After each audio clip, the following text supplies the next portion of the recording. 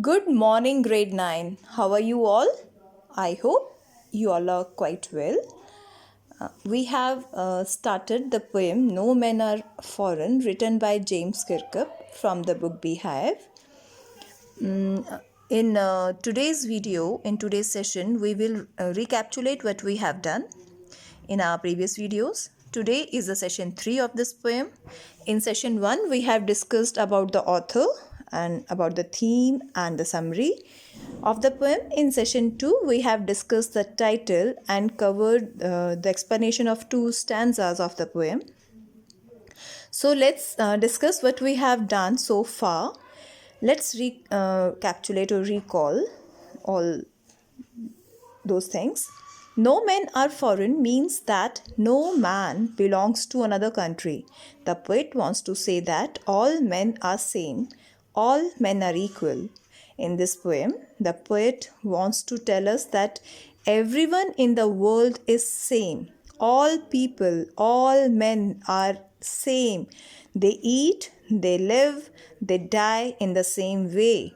He wants to promote the concept of universal brotherhood. Everyone gets the bounties of nature like sunshine, land, etc. in equal measure. God has given same facilities to everyone all over the world equally. And God believes that all are same and equal. Universal brotherhood means all human beings on this earth are same. They are one. No one is different from one another because of country to which one belong. We can say that it is a peace poem. So, now let's see the explanation part of stanza 3. Remember, they have eyes like ours that wake or sleep, and strength that can be won by love. In every land is common life that all can recognize and understand. Now, in these lines, the poet is asking the readers to remember something. He is saying that people of another country. Now, you can see here, people are from different countries. They all have the same looks that God has given: two eyes, two hands, one nose, two ears, one face, one mouth, two legs, to all in the same way. Poet says that we should keep in mind that the people of another country whom we think to be our enemies have been bestowed by God with similar appearance like us. God has given them eyes like us which open when awake and close when we are asleep. Similarly, He has given them strength which we can win through love.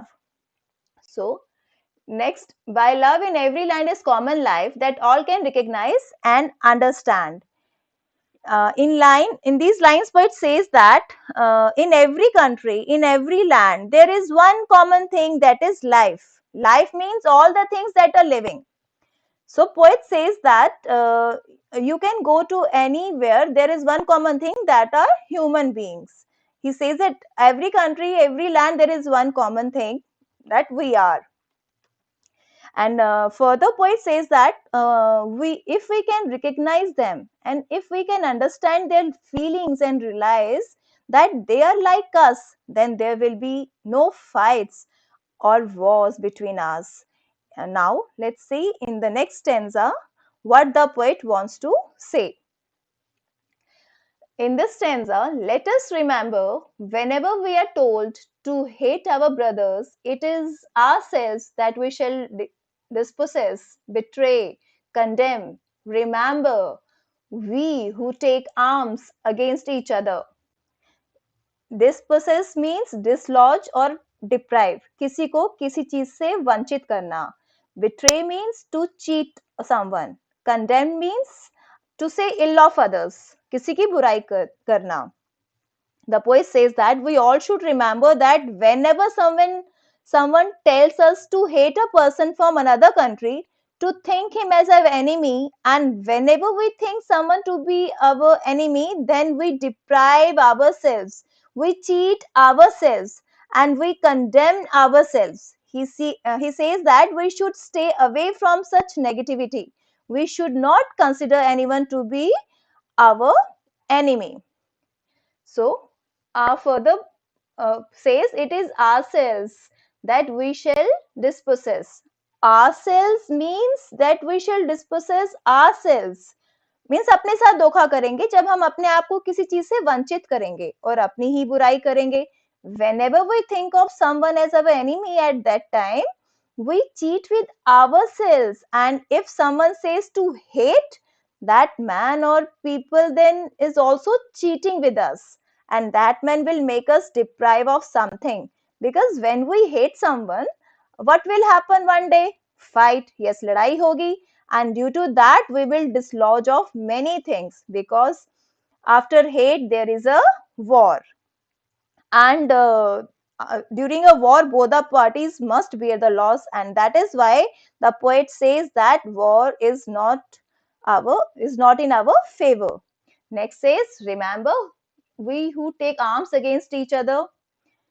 And what do you mean by arms? Arms means guns, bullets, bombs. Arms means anything, any weapon of destruction.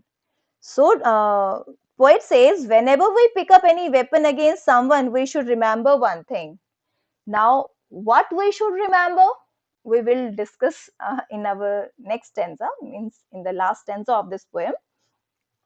We will study tomorrow. Last stanza and the poetic devices used in this poem.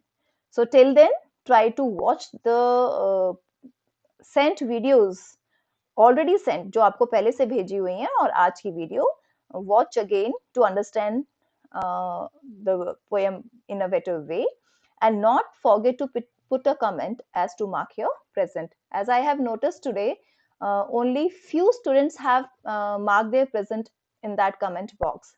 I request all the students, please, there is a lot of loss this session you have, so please, not for more losses, you just put a comment in that section and mark your presence. Thank you, students. Have a great day.